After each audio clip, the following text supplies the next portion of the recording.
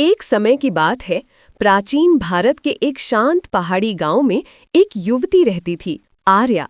उसका चेहरा हमेशा एक अजीब सी थकान और रूखेपन से घिरा रहता था। गांव की औरतें अक्सर अपनी चमकती त्वचा के लिए जानी जाती थीं, लेकिन आर्या जितना भी प्रयास करती, उसके चेहरे पर वही फीकी सी उदासी बनी रहती।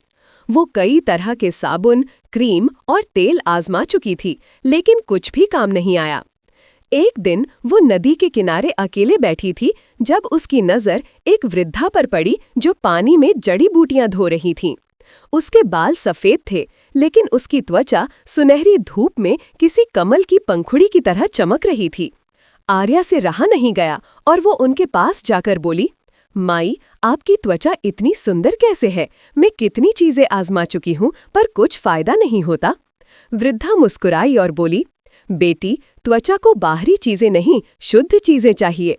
प्रकृति के पास हर समस्या का इलाज है, बस उसे समझने वाला चाहिए। उन्होंने आर्या को अपने छोटे से झोंपड़े में चलने का न्योता दिया। झोंपड़ी के भीतर हल्दी, चंदन, नीम, घृत कुमारी और गुलाब की पंखड़ियों की सौंधी खुशबू फैली हुई थी। दीवारों पर सूखी जड़ी बूटियां टंगी थीं और बीच में एक पत्थर की सिलबट्टा रखा था। वृद्धा ने धीरे से मिट्टी के घड़े से बेसन निकाला और बोली, सबसे पहला नियम ये है कि त्वचा को साबुन की नहीं, भोजन की जरूरत होती है। जिस चेहरे को हम भोजन देंगे वही खिल उठेगा।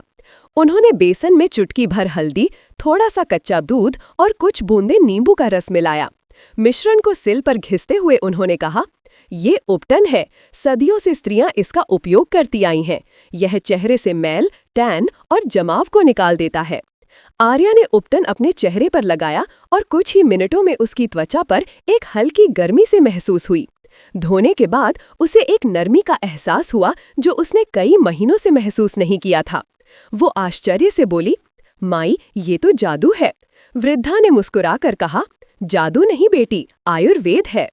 अगली सुबह सूर्य उगा तो हवा में नीम की खुशबू घुली थी। वृद्धा ने आर्या को नीम की ताज़ी पत्तियां दिखाईं और बोली, नीम त्वचा की हर बीमारी का रक्षक है। पिंपल, दाने, इन्फेक्शन, ये सब इससे दूर हो जाते हैं। इसे उबालकर इसका पानी रोज चेहरे पर छिड़को या इससे स्नान करो। उन्होंने नीम के पानी से आर्या का चेहरा धोया और उसे बताया कि यह त्वचा के भीतर जमा विषाक्त तत्वों को बाहर निकाल देता है। कुछ दिनों बाद आर्या की त्वचा में एक चमक आने लगी। उसे स्वयं महसूस हुआ कि अब चेहरा पहले से हल्का, साफ और शांत दिखता है। पर वृद्धा ने कहा कि अभी यात्रा अधूरी है। उन्होंने घृत कुमारी के मोटे पत्ते को काटा और उसका पारदर्शी जेल आर्या की हथेलियों पर रख दिया। एलोवेरा त्वचा को शीतलता देता है। इसे रात में चेहरे पर लगाकर सो जाओ, यह दाग धब्बे मिटा देगा और तुम्हारी त्वचा में प्राकृतिक नमी भर देगा। आर्या ने कई रातें उसी जेल को लगाकर बिताईं और हर सुबह उसकी त्वचा पिछले दिन से अधिक कोमल हो जाती। धीरे धीरे चेहरे से पुराने दाग हल्के होने लगे। उसकी आंखों की थकान जाने लगी थी। एक दिन वृद्धा ने गुलाब की पंखुड़ियों को तांबे के कटोरे में रखकर उस पर गर्म पानी डाला। पूरा कमरा गुलाब की सुगंध से महक उठा। वृद्धा बोली, गुलाब सिर्फ सुंदर नहीं होता, वो त्वचा को जीवन देता है। यह मन को भी शांत करता है और जब मन शांत होता है तभी त्वचा खिलती है। उन्होंने वो गुलाब जल आर्या के चेहरे पर छिड़का। उसकी त्वचा मानो भीतर तक ताजगी से भर गई। आर्या को समझ आने लगा कि सुंदर त्वचा का रहस्य केवल चेहरे पर लगाने वाली चीजें नहीं, बल्कि मन और शरीर की पवित्रता भी है। वृद्धा ने उसे गर्म पानी में भिगोए हुए मेथी दानों का पेस्ट दिखाया और बोली, कभी कभी त्वचा की गहराई में जाने के लिए थोड़ा समय चाहिए। मेथी चेहरे की सूजन और झुर्रियों को रोकती है। इसे सप्ताह में एक बार लगाना। कहानी यहाँ खत्म नहीं होती। वृद्धा ने आर्या को एक आखिरी उपाय दिया।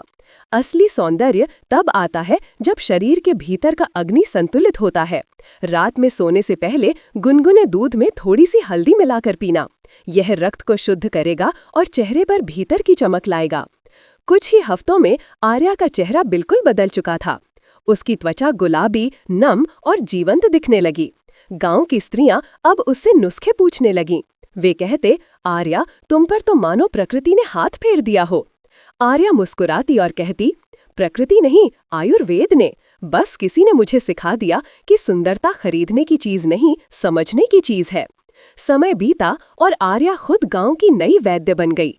अब वो हर स्त्री को वही ज्ञान देती जो उसे कभी उस रहस्यमयी वृद्धा ने दिया था। और जब भी कोई उससे पूछता कि उसकी त्वचा का रहस्य क्या है, वो मुस्कुरा कर कहती, चेहरा सिर्फ वो दर्पण है जिसमें आपकी जीवन शैली, मन और प्रकृति से जुड़ाव की झलक दिखाई देती है। जितना आप प्रकृति को अपनाओगे, उतना ही वो आपकी त्वचा में चमक बनकर लौटेगी।